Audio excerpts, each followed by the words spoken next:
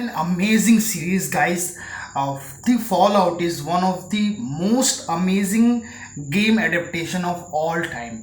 Because एक तो सबसे बड़ी चीज़ जो इस सीरीज़ की है वो है कि जिस तरीके से कि फॉल आउट एक पूरे पोस्ट एपोकैलिप्टिक एरा में जो बेस्ड है उसे उसकी ऑथेंटिसिटी नहीं ख़त्म करनी है गेम से अडेप्टेशन के समय, और साथ ही जो उसके कोर इमोशंस हैं उसे नहीं ख़त्म होने देना है। जब भी साइंस फिक्शन फिल्म या सीरीज़ बनाते हैं हमें एक बात का ख्याल बहुत ज़रूरी से रखना होता है कि कहीं ऐसा ना हो कि सीरीज़ बनाते समय हम कुछ ऐसा कर दें कि जो मेन इमोशंस है वही खो जाए, हम साइंस फिक्शन में इतने ज़्यादा फोकस्ड हो जाएं।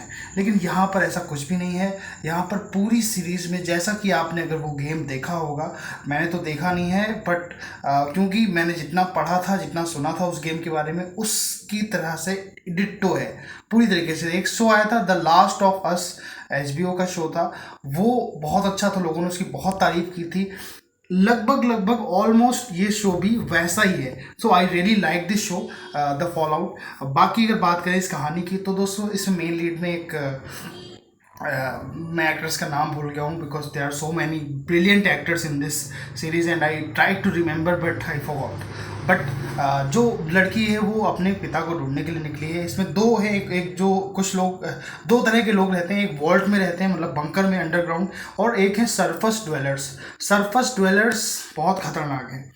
वो न्यूक्लियर डिज़ास्टर जब से हुआ है उसके बाद से वहाँ पर पूरा वेस्ट लैंड है। लॉस एंजलिस को दिखाया गया। लॉस एंजलिस न्यूक्लियर डिज़ास्टर के बाद कैसा है वो देखने को मिलेगा आपको पोस्ट एपोकैलिप्टिक एरा में। और अगर बात करें तो जब वो लड़की बाहर सरफस ड्वेलर से मिलती है अपने फादर को ढूंढने के लिए, क्योंकि उसमें एक मेन लीड में विलन कह सकते हैं आप, सरिता चौधरी इंडियन एक्ट्रेस हैं, उनका नाम कुछ M से था, आई रियली फॉरगॉट दैट यार, बिकॉज क्योंकि इसमें जो नेम्स है ना काफ़ी अजीब से हैं। एक एक्टर है जो विलन है, जो घूल है जिसकी नाक नहीं है भाई, वो तो गजब एक्टिंग कर रहा है, तो उसका भी रोल मुझे पसंद आया। तो जब लड़की अपने पिता को ढूंढने के लिए जाती है वहाँ पर वो प्रिपेयर्ड नहीं है, उसके साथ में उसका दोस्त मैक्सिमस है, और वो दोनों लूसी और मैक्सिमस दोनों जब बाहर निकलते हैं वहाँ देखते हैं कि उन्हें कई सारे खतरों का सामना करना पड़ता है। अब देखिए ऐसी सीरीज़ जब बनती है तो आप लोग कहेंगे बहुत सारी सीरीज़ बन चुकी हैं इस तरह की, बट इसमें डिफरेंट क्या है? इसमें डिफरेंट मैं बताता हूँ आपको।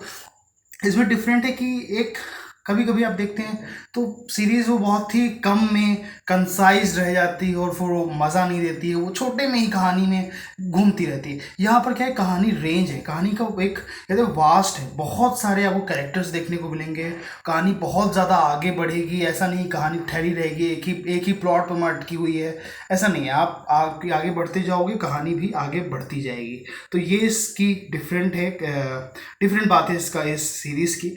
बात करिए इस सीरीज़ के जो डायरेक्टर हैं जिन्होंने फर्स्ट एपिसोड डायरेक्ट किए हैं वो हैं क्रिस्टोफर नोलन के ब्रदर जोनाथन नोलन। जी हाँ दोस्तों, जोनाथन नोलन ने अपने भाई के साथ भी कुछ फिल्में बनाई हैं, इंटरस्टेलर इवन लिखी भी उनके साथ में, और इंसेप्शन भी शायद जोनाथन नोलन ने क्रिस्टोफर नोलन के साथ ही बनाई है। तो जोनाथन नोलन का काम आप देखोगे तो आपको बहुत पसंद आएगा, और उन्होंने एक अच्छी साइंस फिक्शन बनाई है, ये मैं एक दावे के साथ कह सकता हूँ। तो I will really recommend you guys to please go and watch this series. ये ऐसी नहीं है जो सक कर जाएगी, ये बहुत ही अच्छे से आपको एंटरटेन करेगी, इसका कोई डाउट नहीं है। बाकी अगर आपने सीरीज़ देख ली हो तो प्लीज़ कमेंट बॉक्स में ज़रूर बताना। वीडियो पसंद आया हो तो लाइक करना, शेयर करना, और अगर अब तक आपने हमारे चैनल को सब्सक्राइब ना किया हो तो प्लीज़ सब्सक्राइब जरूर कर लेना। Thank you so much for watching. Love you all, take care and bye.